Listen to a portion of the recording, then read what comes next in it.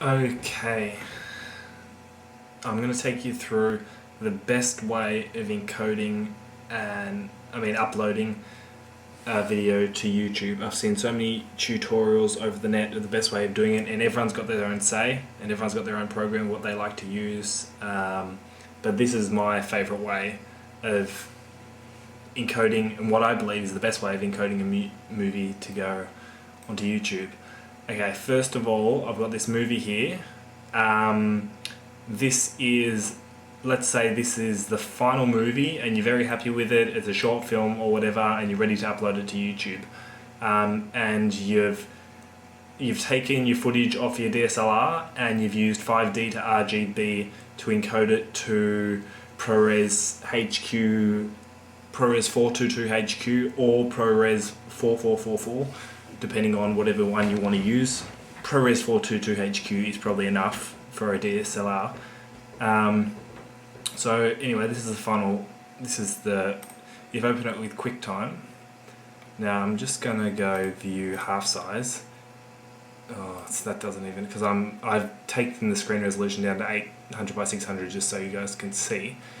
If I go Control I, you can see that it only goes for 12 seconds just for the tutorial reasons. But ProRes 422 HQ, and it's got, that's the bit rate of it, etc, etc. But let's say this is your final movie. You've exported from Final Cut Pro, that's what I use. It's been color graded. You've done everything you need to upload it. You've saved it as a reference movie or as self-contained movie, doesn't really matter. But let's say this is your final file here. Right click on it, or with whatever you're using, Mac, PC, doesn't really matter. Just get it into MPEG Streamclip, whatever you do. So this is the final shot.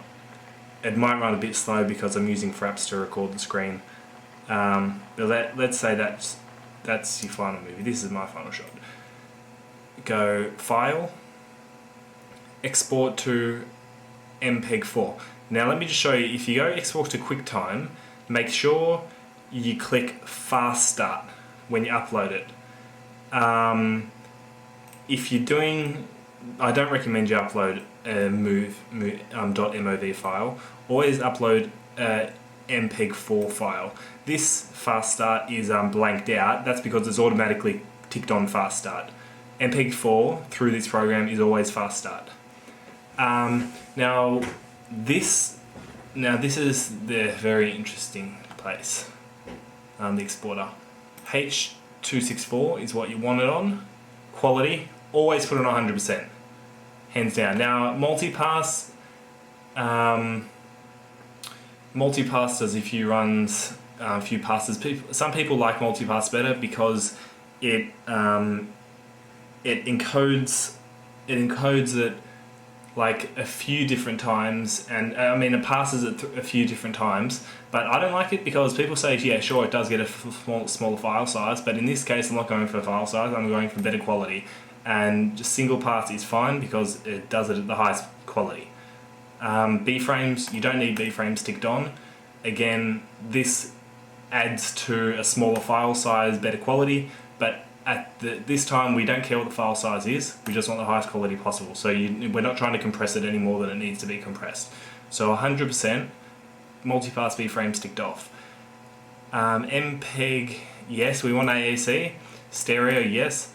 Okay, again, people, like, I've read that YouTube is 44.1 kilohertz and 128 kilobits per second for the sound. That's the highest quality YouTube will give out. But I've also read that they had a Google conference, I don't know when, and I'd like this to be confirmed if possible, but they hold on to your original file that you upload, so in the future, if YouTube, or when YouTube gets better quality bit rates, then they'll convert your original file that you uploaded to the new file that people can watch on YouTube. So in that situation, you always want it to be the highest quality possible that you upload to YouTube. This is a 1080p video, so sure, yes, it would be okay to go with 10,000 kilobit per second bitrate, but you could even do 20 and that'd be really good quality. But as I said before, don't limit the data rate at all. Just have it on 100% quality.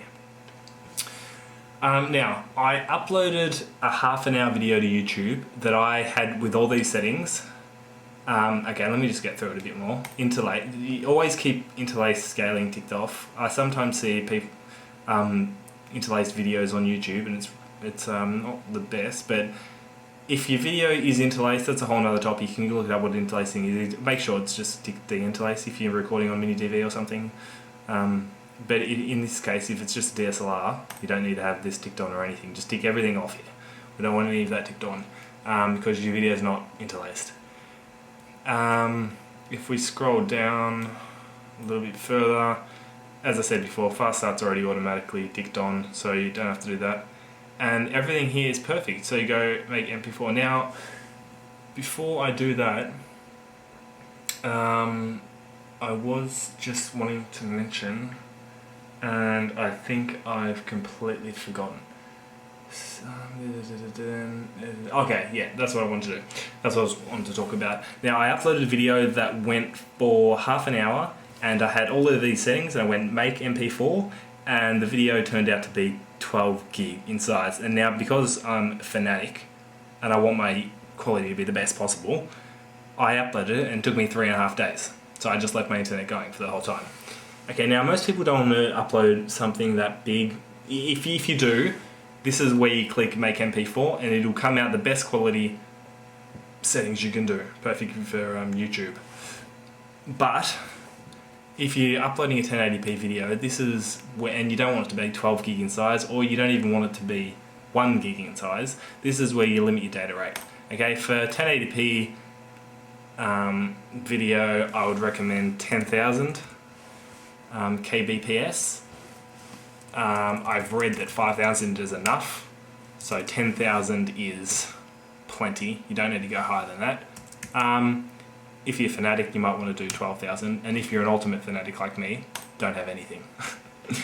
Anyway, then you go make MP4, save it to your desktop, or if you want it, just call it good, enter. Now this won't take long at all.